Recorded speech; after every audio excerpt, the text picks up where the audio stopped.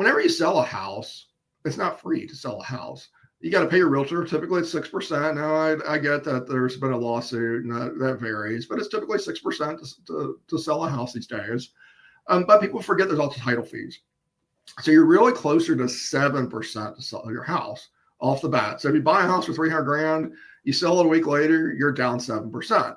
Now, if you did a conventional loan, you did a traditional 3% down. Okay, after the realtor fees, you're down 4%, right? So how long would it take to make back that 4% just off of paying off principal on the loan? Now, as we know on the 50, it's a slower pay down than 30. Hence the reason it takes 50 years to pay it off. Pretty simple. Now, I actually did the numbers.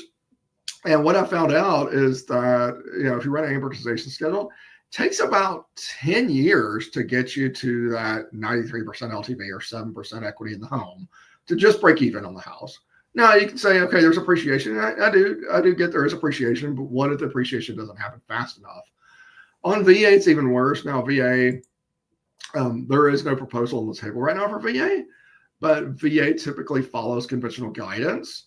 And I do think that if they do decide to go down this road for conventional, that VA would be pressured to match it. And I do have fears that VA would match it. And that's even scarier. I've done a whole video where I outline the amortization schedule. I'm not going to show that again. I will link to it below. But it's more like 18 years to get you to 93 LTV, 93.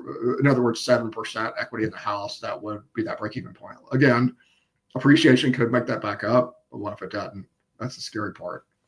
Here's what really, and so we have what's called negative equity risks. If you're selling a house for less than it's worth, then you need more money closing. That's how that works.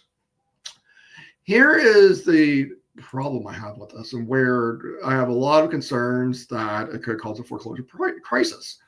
This is something that we in the mortgage space know, that when someone is upside down in equity, foreclosures skyrocket. There's no ifs, ands, or buts. It happens all the time on cars right now. And I have people call me all the time. They're like, "Oh yeah, I let the car go." Well, why did you let the car go?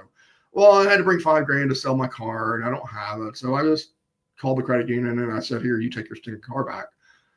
Could it happen to houses? Absolutely. Does it happen to houses? Absolutely. That's part of the reason there was that crisis in 08, is that people were so maxed out on their property that they started giving them up, and then as the values went down, there were more and more people upside down on their equity. They kind of spiraled. Could that happen again? I think it very well could. So there you go. That is why I think the 50-year mortgage, it could potentially be a foreclosure crisis waiting to happen. What do you think? Am I full of it? Do I have a point here? Comment below.